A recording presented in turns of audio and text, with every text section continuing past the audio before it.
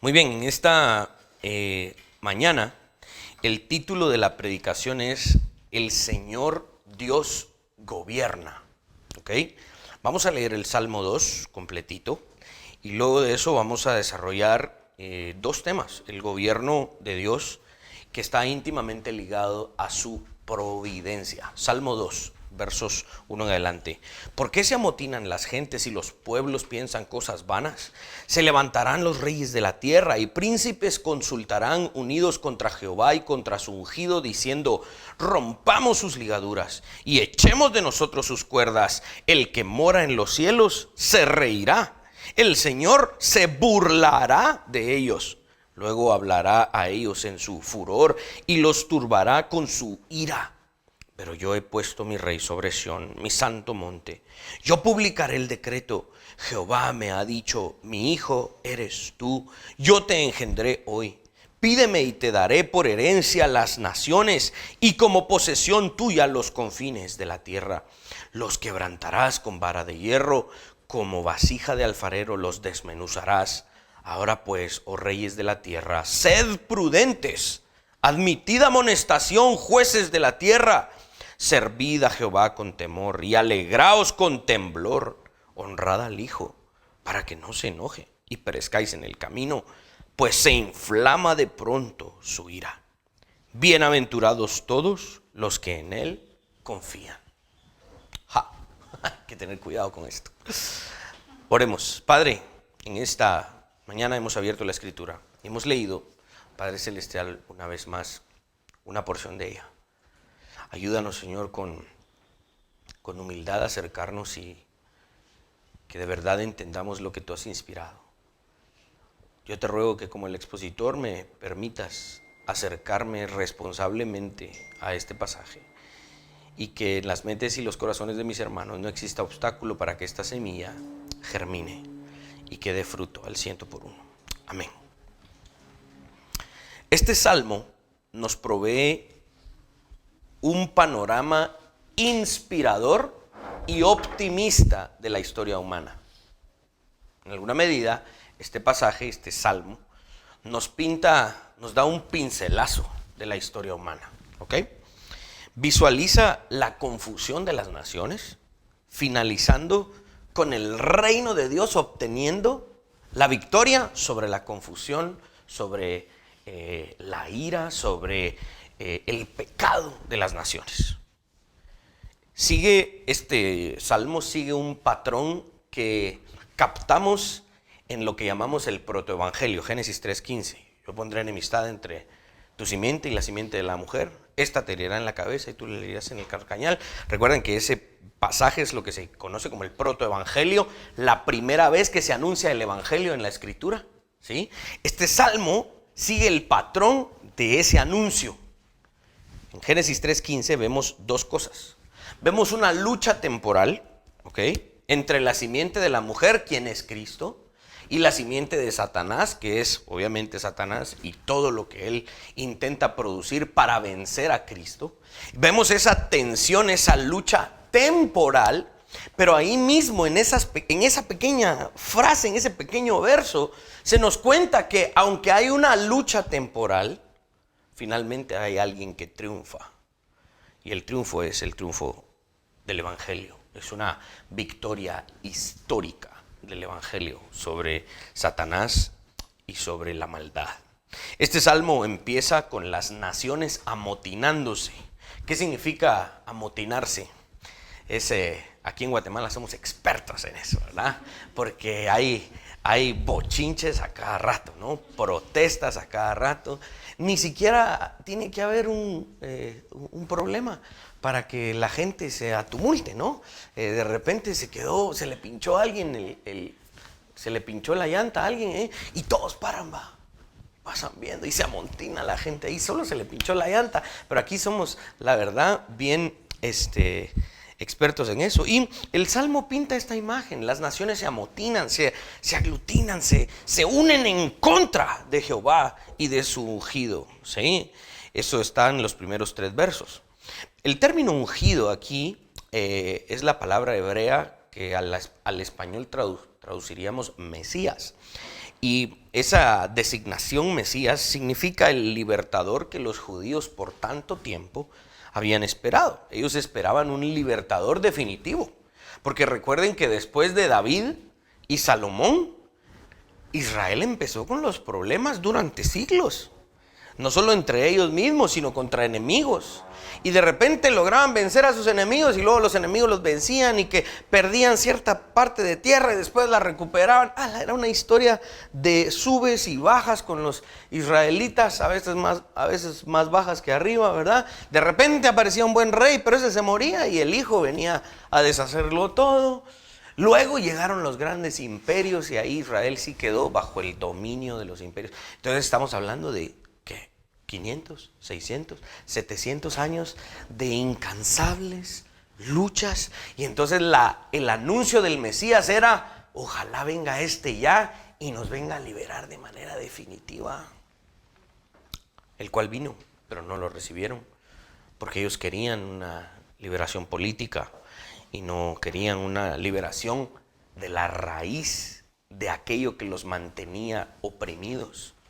Ellos no querían un libertador del pecado. Ellos querían un militar. Y eso no era lo que Dios tenía en su plan.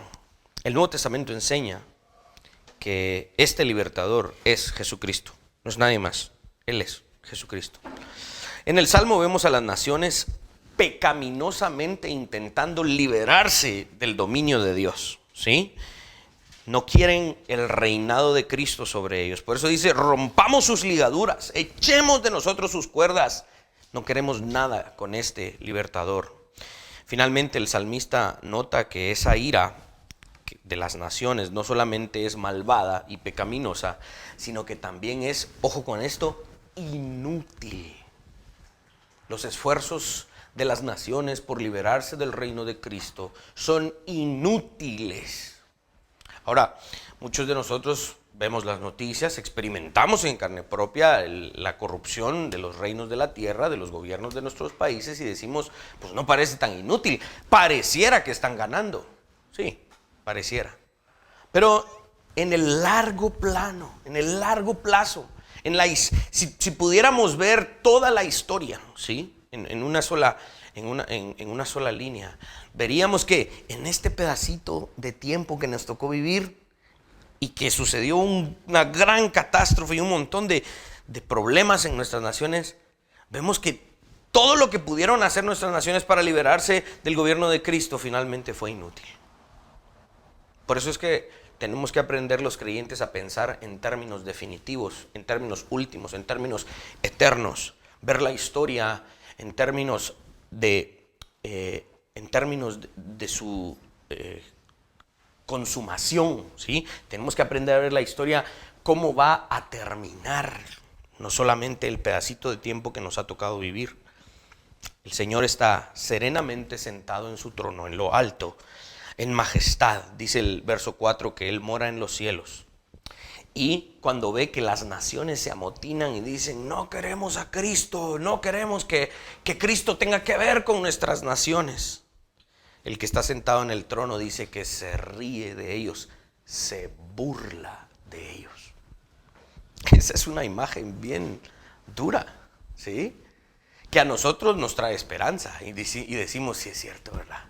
Por mucho que se esfuercen los hombres por quererse liberar del reino de Dios, no van a poder. Pero aquellos que están en contra de Cristo ven que Él se burla de ellos, se endurecen aún más, ¿sí? Porque lo aborrecen. El verso 5 nos ayuda a entender la larga y segura confianza de Dios, que finalmente da lugar a una justa indignación. Dice que cuando los ve desde los cielos, se ríe, se burla, y luego de burlarse el Señor se prepara y dice: bueno, ahora es tiempo de que experimenten mi ira. Dice que les hablará a ellos en su furor y los turbará con su ira. Significativamente, muchos comentaristas bíblicos notan que el Salmo 2 toma prestado del Salmo 15, de Éxodo 15, donde el canto de celebración de Moisés recuerda la derrota de los egipcios. Intenten imaginar esa escena. Los judíos acaban de cruzar el Mar Rojo. Allá vienen cruzando los egipcios cuando el mar los aplasta. Y hay cuerpos de los egipcios en la orilla de la playa, muertos, destruidos. ¿Y qué hace el pueblo de Israel? Empiezan a componer una canción de victoria. Sí, ahorita es bonito, ¿no? Cantar que nuestro Dios, gloria, reino y poder, y aquí Eddie bailando. ¡Qué bonito! Piensen en eso mientras hay cuerpos de los egipcios ahí tirados y muertos. Esta es la imagen del Salmo 2. Esta es la imagen de Éxodo 15. La derrota de un imperio pagano y la victoria del Rey, Dios Todopoderoso. De la misma manera, Cristo conquistará las naciones, aun sean así muy violentas en el mundo, así como Dios conquistó a los enemigos de Israel en el Antiguo Testamento. Dios conquistará a las naciones que se opongan a Él. Debemos reconocer, por supuesto, que las ruedas de la providencia de Dios, la forma en la que Dios lleva a cabo esta victoria, van avanzando a la velocidad que Dios diga, ¿sí? No a la velocidad que nosotros querramos. Yo me recuerdo una vez que cuando uno viene subiendo de Antigua para San Lucas, ya en las últimas curvas para llegar a San Lucas, hay un caminito de tierra hacia una aldea que se llama Sorsoyá. Y ahí hay un caminito que de verdad hace mucho tiempo, pues nosotros vivíamos del otro lado de esa montaña, porque se subía por Ciudad San Cristóbal, se llegaba a Ciudad Peronia y vivíamos en ese cerrito que casi que nos dividía una montaña de San Lucas. ¿Verdad? Estábamos ahí al mismo nivel, en el otro lado. Solo que San Lucas es chilero, el otro lado sí era horrible. Pero estábamos ahí cerca, ¿no? Y un día mi papá teníamos un carro, me recuerdo muy bien, era un Volkswagen Brasilia, 1900 Tatalapo, no sé, era viejísimo, ¿no? Y era un carro pues malo y viejito, pero a mi papá se le ocurre meterse de San Lucas para nuestra casa por ese camino, para cruzarse esa montaña. Pasábamos frente a un destacamento militar y todo lo demás. Ustedes se imaginan ese camino. O sea, hay caminos de terracería. Esos caminos eran lindos. Pero ese donde se metió mi papá, terrible, ¿verdad? Pero yo era un niño, ¿no? Acelerado, malcriado y todo lo demás. Papá, apúrate, dale, papá, dale. Y mi papá, no, tranquilo, si mira el camino, ¿verdad? Entonces mi papá iba con mucho cuidado. Hubo un rato en donde nos quedamos parados, atrancados así el carro, ¿verdad? Y gracias a Dios llevan unos señores.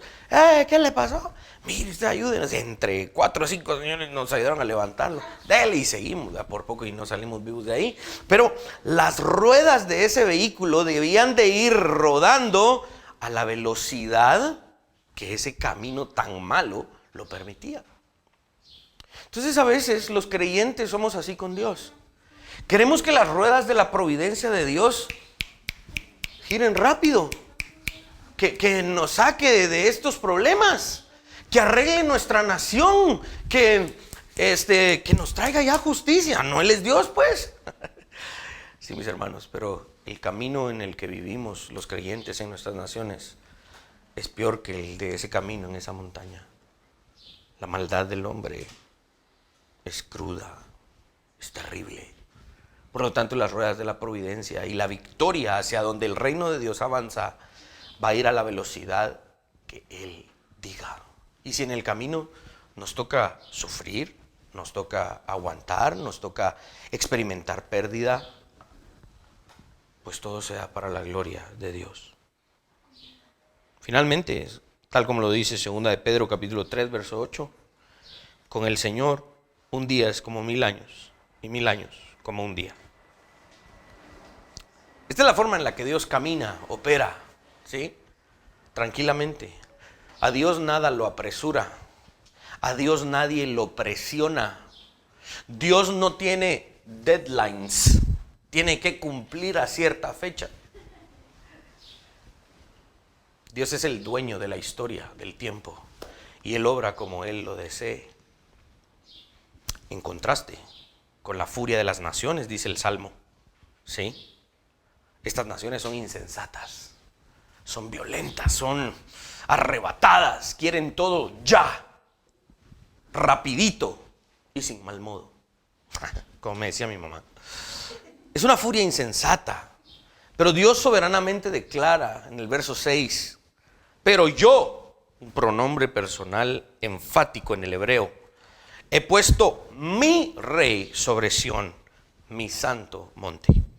Dios habla de este quien ha sido establecido no como cualquier rey, es el rey que Dios ha establecido.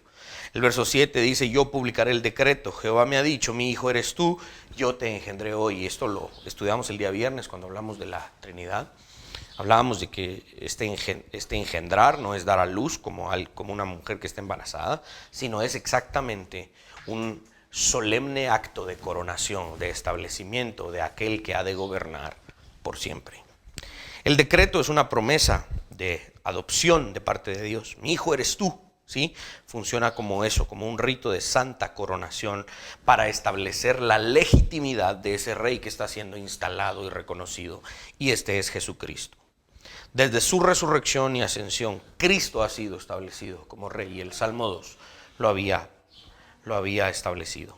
Romanos 1:4 dice que fue declarado Hijo de Dios con poder según el Espíritu de Santidad por la resurrección de entre los muertos. Todo lo que el Mesías entronado necesita hacer es pedir y se le darán las naciones por herencia.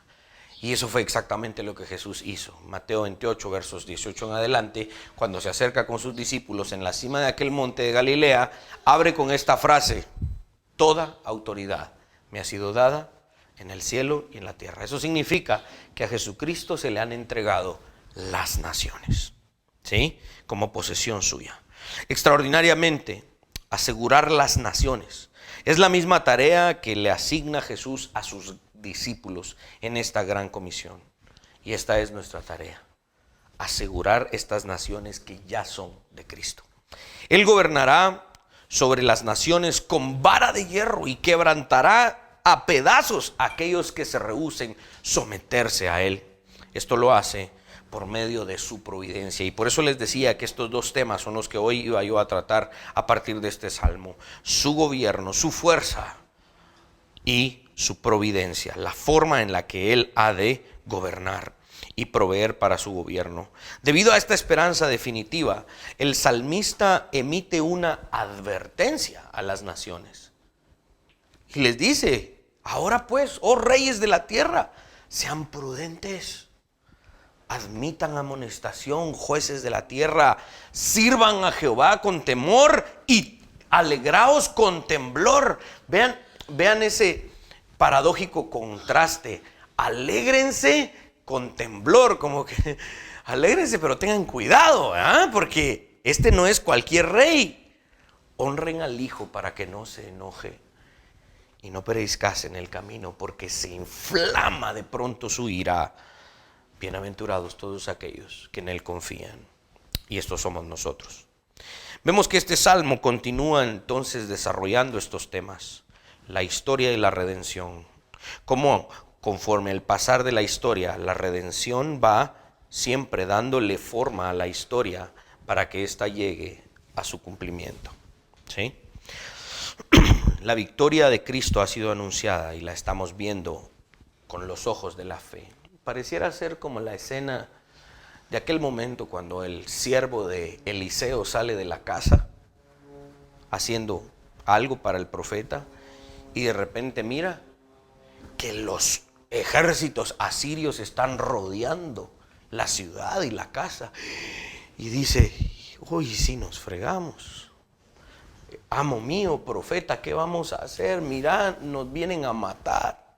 Y Eliseo le dice: tranquilo, patojo, Señor, ábrele los ojos a este patojo para que mire quién nos defiende.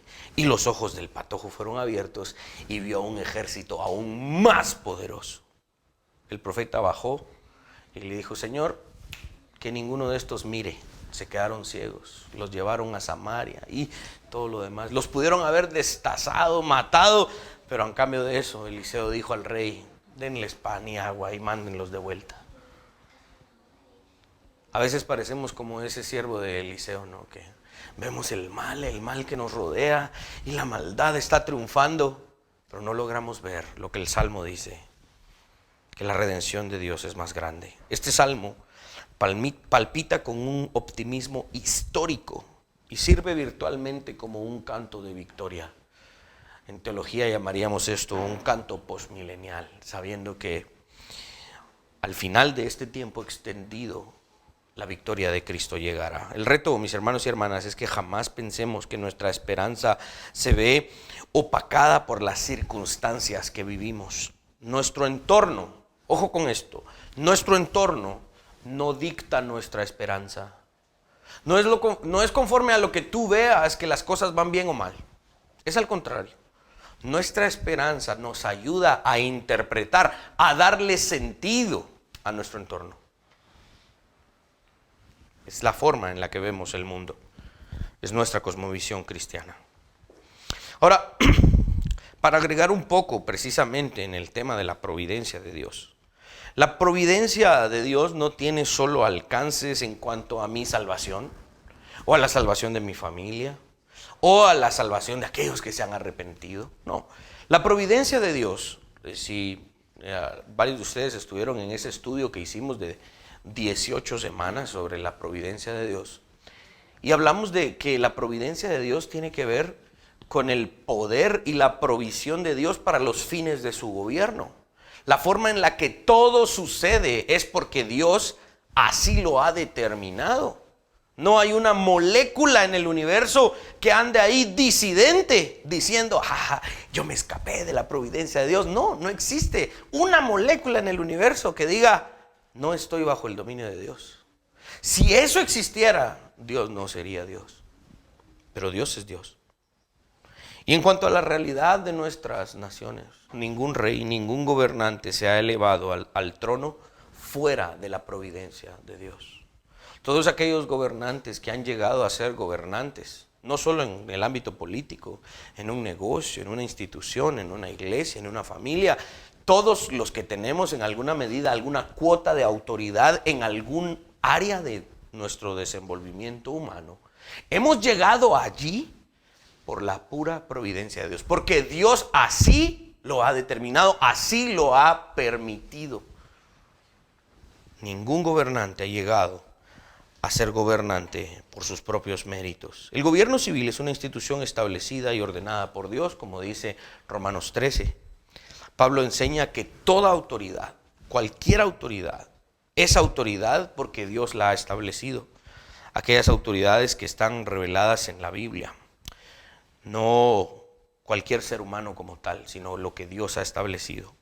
En el momento en el que se instala o se confirma un gobernante, esto es un acto muy similar a establecer un gobernante en una iglesia, ¿no? Cuando alguien se establece como el dueño de una empresa, cuando alguien o más, digamos, enfáticamente, cuando alguien se establece como un gobernante en términos políticos, es muy parecido a como cuando alguien se establece como un gobernante en una iglesia. Es un acto similar porque el ministro eclesiástico es tan ministro como el ministro civil, que también se debe a Dios. Ambos puestos se deben a Dios, son servidores de Dios establecidos por Él. Tanto la iglesia como el gobierno civil son ordenados por Dios y deben actuar bajo lo que Dios ordena, ¿sí? Deben funcionar de acuerdo a lo que Dios determina en su palabra. En el siglo XVIII, en Estados Unidos, el famoso concepto de la separación de la iglesia y el Estado tenía un significado muy diferente al que hoy tiene, ¿sí? En aquel tiempo, y también en nuestros países hoy latinoamericanos, tenemos un concepto errado de la separación de la iglesia y el Estado. Originalmente implicaba que el trabajo de la iglesia estaba separado del trabajo del gobierno civil, y eso es cierto, ¿sí? Las iglesias se dedican a lo que Dios les demanda que se deben dedicar. La familia se debe dedicar a lo que Dios le manda que se debe dedicar, y el gobierno civil debe de enfocarse en lo que Dios le demanda, ¿ok? Entonces sí debe de haber una separación de funciones.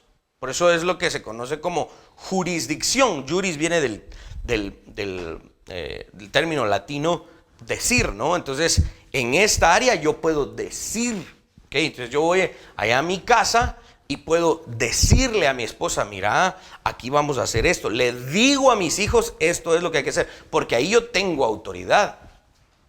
Pero no porque yo tenga autoridad allá, puedo cruzar acá a esta casa, tocarle la puerta a los hermanos acá. Y cuando ¿qué tal está William? Mire, fíjese que como allá yo tengo autoridad, entonces aquí también. Yo aquí digo que vamos a hacer.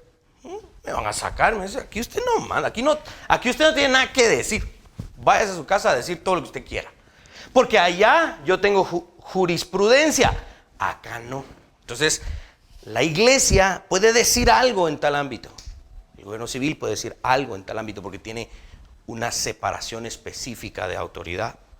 Ahora, ¿cuál es el problema? Cuando hoy en día se dice es que debe de haber una separación de iglesia y Estado. Entonces, los cristianos no digan nada en temas de política. Este es un problema, porque aunque la separación de iglesia y Estado tiene que ver con esto no significa que el Estado está separado de Dios. El concepto de la separación de la iglesia y del Estado lo han utilizado terriblemente, lo han distorsionado terriblemente para decir que el Estado, que el gobierno civil no debiese tener nada que ver con Dios. Y eso es una mentira muy grande, porque Dios ha establecido también el gobierno civil. ¿Y por qué nos compete a nosotros conocer esto? Porque finalmente participamos también en esa institución. Pues, yo no soy diputado, no quiero serlo. No soy alcalde, no soy gobernador, no quiero serlo. No, lánzate para presidente. No, muchas gracias. Eso es algo que yo nunca voy a hacer, ¿sí? Pero estoy como un ciudadano en ese ámbito. Tengo DPI, me cobran impuestos. Ni me hagan hablar de los impuestos porque vamos a empezar a hablar de aquí un montón de cosas, ¿verdad? Me cobran esto, me cobran aquello. Yo tengo algo que ver allí. No puedo estar ahí simplemente con la boca callada porque yo soy cristiano, ahí no se debe decir nada, ¿no? El gobierno civil, del cual yo también participo, el cual también se mete conmigo, lamentablemente se mete con mi familia, se mete con mi dinero, se mete con mi fe, se mete con mi libertad. Tengo que hablar lo que es verdad. El gobierno civil no está separado de lo que Dios demanda. ¿Cómo lo hacemos? También es una forma muy importante, ¿verdad? Que es tema para otro día, pero lamentablemente muchos cristianos carecen de sabiduría en este ámbito, ¿sí? Y es algo que también debemos aprender a hacer con sabiduría. Esta es una total distorsión del concepto. R.C. Sproul escribía que el deseo del gobierno civil ha venido a significar la separación del Estado y de Dios. El Estado desea ser autónomo, no desea ser responsable ni rendir cuentas a nadie, mucho menos a Dios.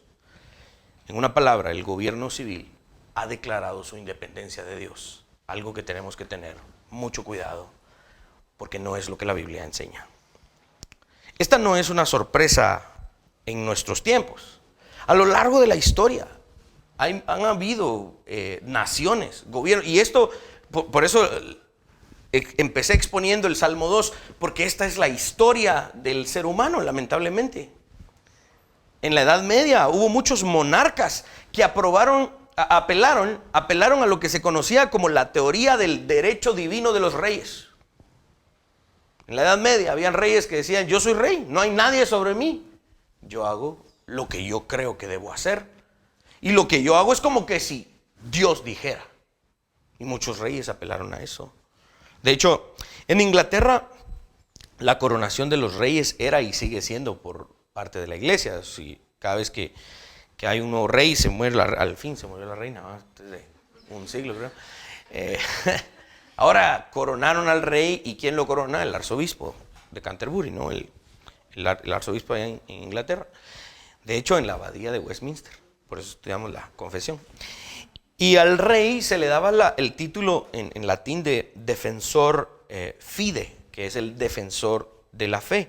Pero han sido pocos los que se han sometido voluntariamente a la autoridad de Dios.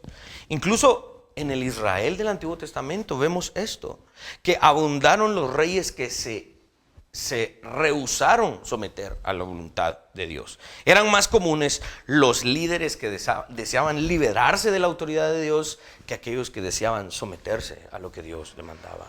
Es por eso que iniciamos hablando del Salmo 2, que presenta muy bien esta actitud beligerante y rebelde de las naciones, de los seres humanos en contra del señorío de Cristo. Los reyes de esta tierra, los gobernantes que no consideran ni por un segundo que se deben a Dios, se han reunido en un sentido figurado, ¿no? Y se esfuerzan por resolver que el gobierno de las naciones debe estar en contra de lo que Dios demanda. La primera tarea es rebelarse en contra de Dios y proclamar que este hombre, Jesucristo, no gobierne. Y por eso es que la respuesta de nuestro Dios es concreta y justa. Dios se ríe de ellos y se burla de ellos. Esta risa o burla de Dios en un instante se torna en ira. Y sucede que cuando rechazan al Hijo de Dios y rechazan lo que la palabra de Dios dice para el gobierno de las naciones, esta ira cae sobre ellos y esa ira es justa. ¿Sí? No es un deseo pecaminoso que los cristianos tenemos de ese gobernante, ojalá le caiga la ira de Dios y pum, le cae la ira. Qué buena onda. No es un deseo pecaminoso nuestro de querer ver destruida a la gente. Nuestra alegría es porque la justicia de Dios se hace. Entonces, eso es lo que llamamos la imprecatoriedad. Es matar dos pájaros de un tiro. Me alegro por la justicia de Dios y aquel que se opuso a Cristo, pobrecito, porque se lo llevó el río. De hecho, se lo llevó la ira de Dios, ¿verdad? Pero entonces, es matar dos pájaros de un tiro. Vos estás contento de que de verdad Dios castigó a aquel. No, yo estoy contento porque la justicia de Dios se hizo. Si aquel se lo llevó de corbata la ira de Dios, pues es otra historia, pero nuestro deseo es que la justicia de Dios se haga. La amenaza del Salmo 2 es destruir, quebrantar con vara de hierro a aquellos que se oponen a su ira. ¿Sí? Mi mamá tenía uno de esos jarrones suizos. Yo le decía que era un jarrón suizo porque jugaba pelota y suizo pedazos cuando lo boteaba. Era cuando de repente estábamos jugando en la casa, no jueguen pelota, ¿no? Y jugaba una pelota y ¡pah! Se caía el jarrón y se destruía, ¿verdad? Intenten ustedes reconstruir eso, es imposible. Mejor bárrenlo y tírenlo.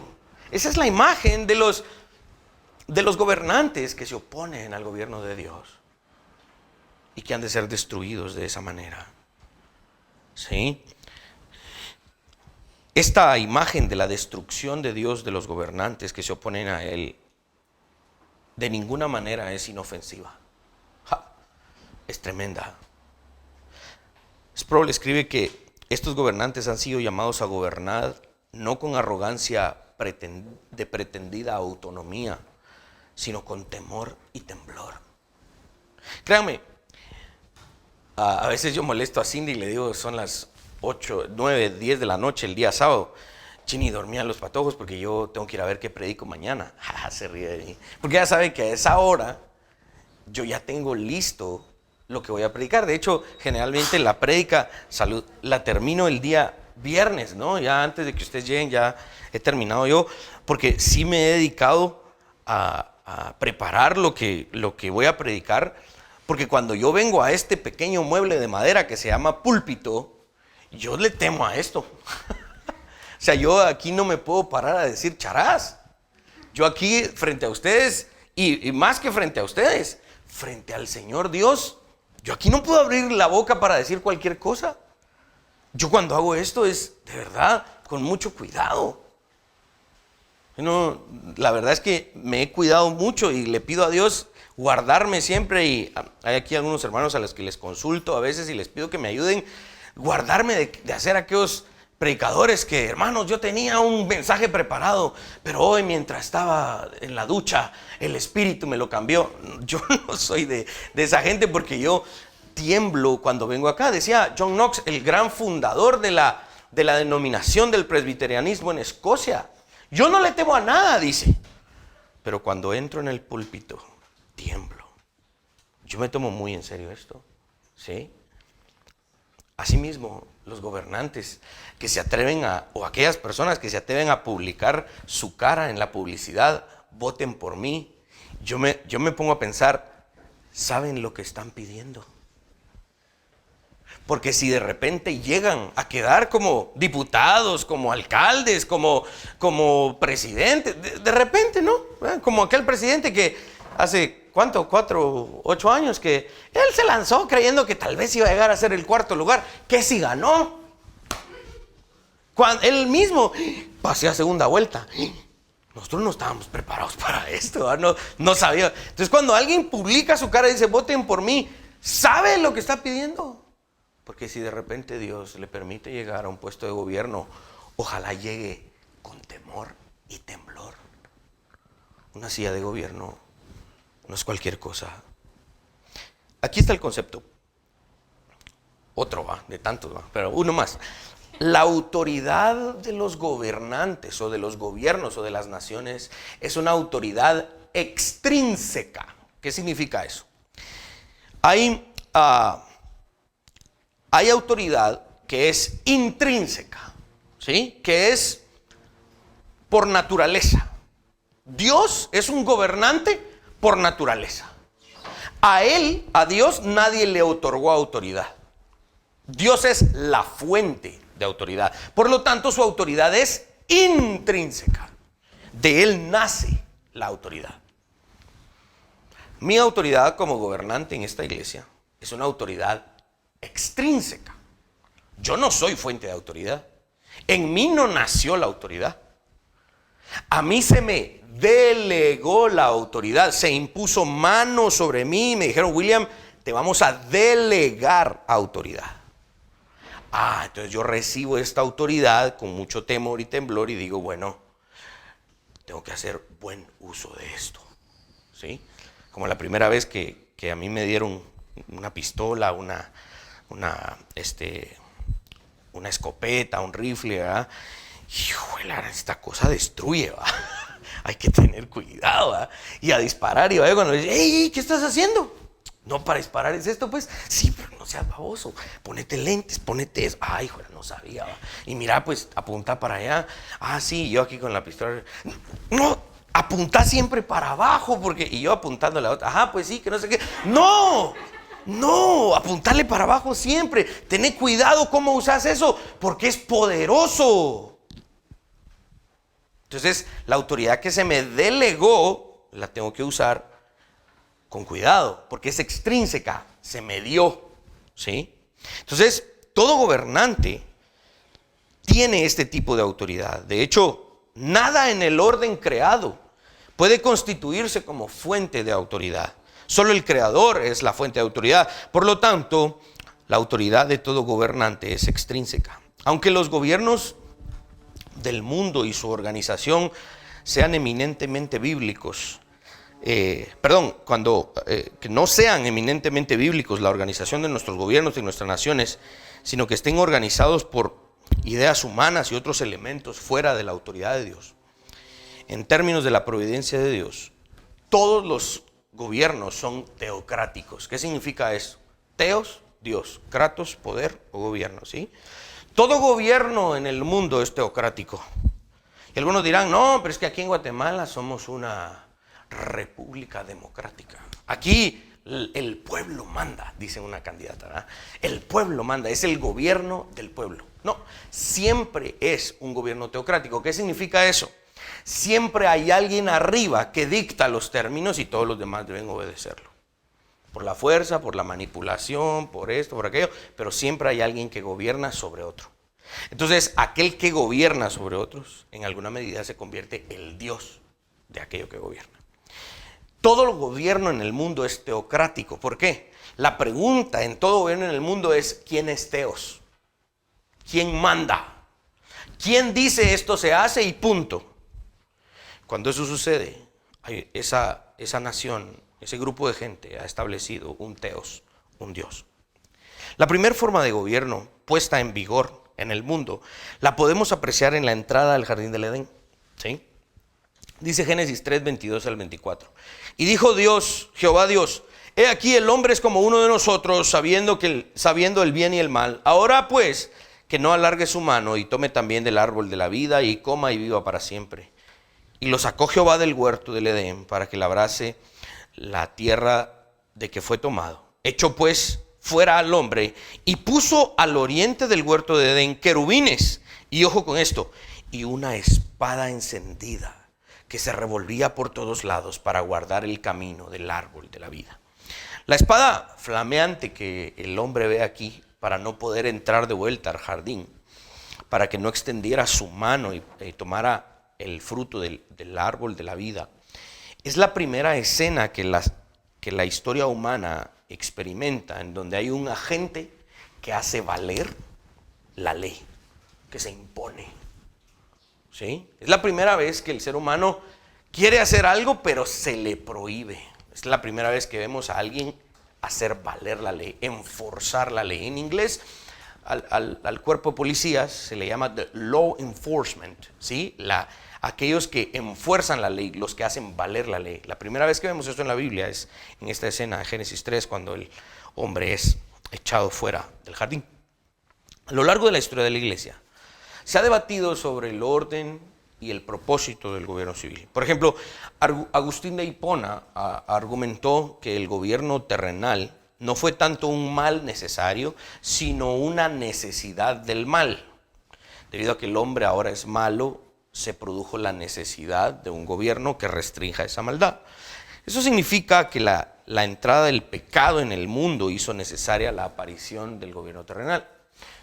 No necesariamente Agustín de Hipona estaría bien o mal, pero algunos de sus conceptos nos pueden servir para entenderlo. El gobierno civil bíblicamente es invocado, es establecido para cosas específicas. Castigar a los que hacen lo malo, resolver las disputas entre los pecadores, asegurar pesos y medidas justas en un entorno en donde la gente está inclinada a abusar, a hacer trampa, a hacerle mal a otras personas. Yo me recuerdo que acompañaba a mi mamá al mercado y dije: deme una libra de mil tomates, deme una libra de no sé qué, ¿va? Y entonces con 2 guacales, una pita y unas pesas, ¿no? Estaba la señora ahí midiendo, ¿va? Y de repente me decía mi mamá: nunca vayas a comprar ahí, esa señora tiene mal ahí las medidas, que no sé qué. Porque hay gente que siempre está intentando ganar más, ¿no? Y imponerse. Y Dios aborrece eso. Entonces el gobierno civil está precisamente para resolver, para asegurarse que las medidas sean justas en nuestras relaciones humanas. El gobierno civil bíblicamente está establecido para supervisar que los contratos se cumplan, en donde las partes generalmente buscan quebrantar sus promesas. El gobierno civil fue diseñado como un instrumento de justicia para proteger al inocente de los crímenes que generalmente estamos expuestos: el robo, el asesinato, ¿sí? La preservación y el mantenimiento de la protección de la vida es una responsabilidad específica del gobierno civil, ¿sí? Ninguna de todos estos males que estamos hablando requeriría de supervisión si los seres humanos fueran buenos, pero el problema es que los seres humanos son pecadores. Por lo tanto, el gobierno civil es establecido por Dios como un agente delegado para impartir justicia. Los reformadores del siglo XVI estuvieron de acuerdo en que los gobiernos pueden llegar a ser corruptos. De hecho, la reforma protestante surge básicamente en contra de un gobierno corrupto, ¿sí? Pero finalmente los reformadores entendían que, aunque sea un gobierno malo, finalmente es mejor que no tener gobierno, porque una anarquía es la ausencia de gobierno, y ahí es la tierra de nadie. Todo el mundo hace lo que bien le parece, y eso es peor que un mal gobierno. La institución con la que yo trabajo, en donde doy clases de teología, ellos tienen una rama internacional de ayuda y tienen un proyecto que han estado haciendo durante más de 20 años en Haití, aquí en esta isla en el Caribe. Pero de unos años para acá han tenido que retirar la ayuda porque en Haití hoy se reconoce un gobierno fallido, No hay gobierno. La última vez que fueron, tuvieron que contratar un carro blindado y una cantidad de agentes para poder pasar del aeropuerto a otro lugar, a sacar ciertas cosas, porque no hay gobierno. Ahí mandan lo que se conocen como las bandas, les llaman ellos, pero nosotros diríamos el crimen organizado, ¿no? Dice que agarran a alguien, a un empresario, ¿verdad? Lo agarran y lo tratan bien, dice, lo agarran, véngase con nosotros, ¿va? Sí, le ponen su capucha y lo amarran, lo llevan a un lugar y siéntese, mire qué quiere comer, mire, no le vamos a hacer daño, solo dígale a su gente que nos dé tanto dinero, ¿verdad? Sí, de verdad, ¿verdad? Y dice que lo tratan bien y todo, porque ellos mandan, no hay quien les diga no hagan eso, es un gobierno fallido, es una anarquía ahorita, ¿sí? Entonces, finalmente los reformadores abogaban por eso, aunque sea que haya un gobierno malo, finalmente es mejor que la ausencia de un gobierno. Y es imposible que una sociedad perdure en anarquía. La espada y su acción en Génesis 3 indicaba la presencia del gobierno en el mundo, ¿sí? Y esta espada posteriormente es entregada al gobernante civil para que castigue al que hace lo malo. Por el otro lado, lo que aprendemos del Salmo 2 es que cuando el gobernante utiliza esta espada que le fue delegada para derramar sangre inocente y para abusar de su autoridad, para promover la tiranía y la opresión, en ese momento la ira de Dios cae no solo sobre ese mal gobierno, sino sobre aquella nación que permitió ese gobierno. Cuando esto ocurre, el gobierno terrenal debe temer a una espada más fuerte que la que se le delegó, y esta es la espada del Hijo de Dios, que va a juzgar a la nación que hizo mal uso de la espada. Se metió un chucho.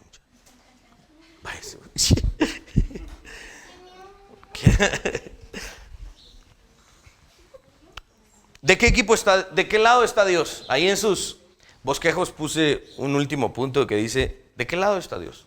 ¿Sí? ¿Sabemos de qué lado está Dios? Esto lo podemos averiguar por medio de aplicar principios bíblicos éticos cuidadosamente. Dios finalmente está del lado de la justicia. Él no se deleita en los caminos de la maldad. Dios no está a favor de un candidato o de otro. Dios no está a favor de un partido político o de otro. Dios está del lado de la justicia.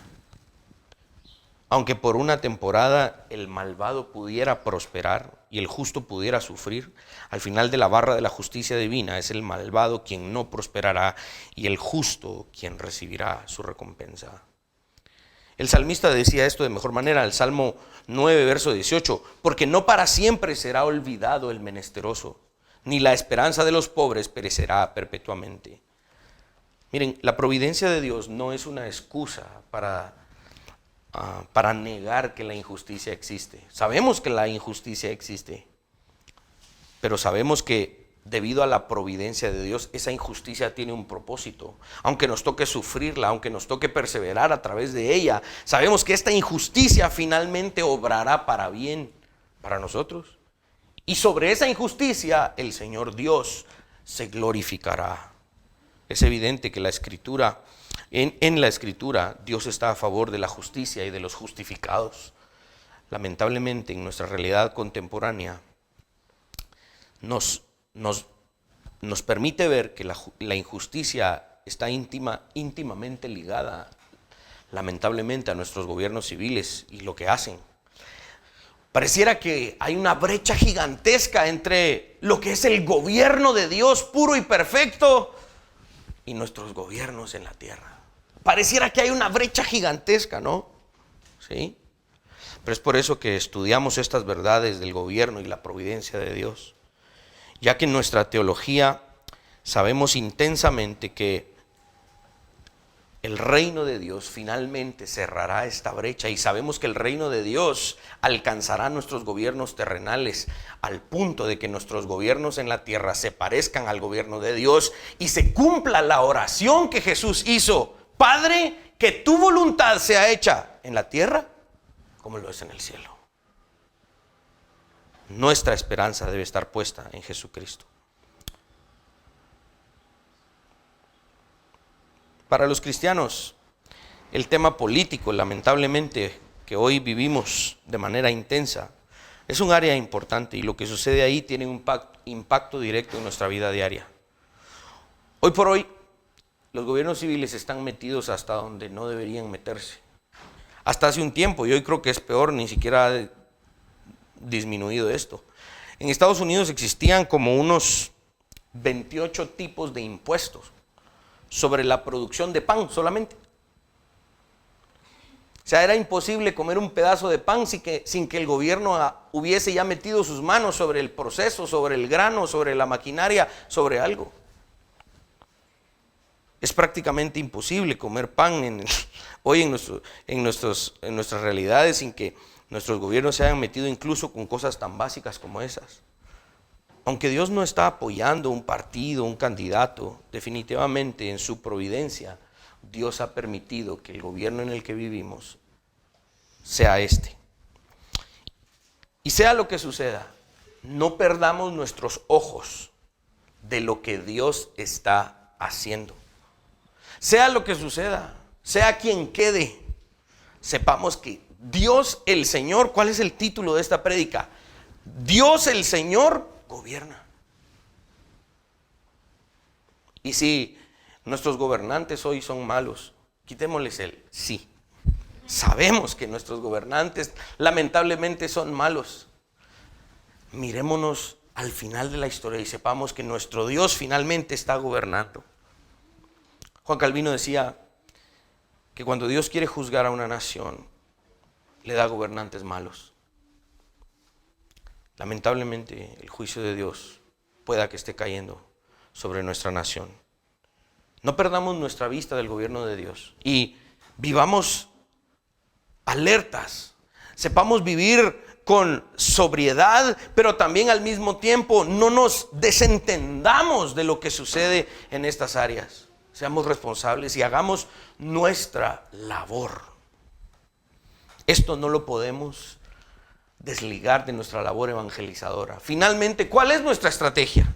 Sí, hermano William, entiendo esto, entiendo lo que usted dice, increíblemente entiendo todos los conceptos que nos tira y todo lo demás, pero finalmente, ¿qué hay que hacer? Finalmente es la evangelización del gobernado y del gobernante. No hay otra. El evangelio debe llegar a las sillas de gobierno. En ningún momento esto es para quedarnos de brazos cruzados por la injusticia que vivimos. Pero sí es un llamado a pensar en esto y a obrar en esto. Al final del día, si una nación tuvo buenos gobernantes, tendrá buenos frutos. Pero si una nación tuvo malos gobernantes que se amotinaron para rechazar el gobierno de Dios y su autoridad, nuestra nación será juzgada de acuerdo a los estándares de Dios. Ningún gobierno humano puede escapar de la providencia de Dios. Pongamos nuestros ojos en el futuro que el Señor traerá para el beneficio de nuestra nación. Digamos con un tono imprecatorio lo que dice el Salmo 2. Sirvamos a Jehová con temor y alegrémonos con temblor. Honrad al Hijo para que no se enoje y perezcas en el camino, pues se inflama de pronto su ira. Bienaventurados todos aquellos que en Él confían. Amén. Pongámonos de pie.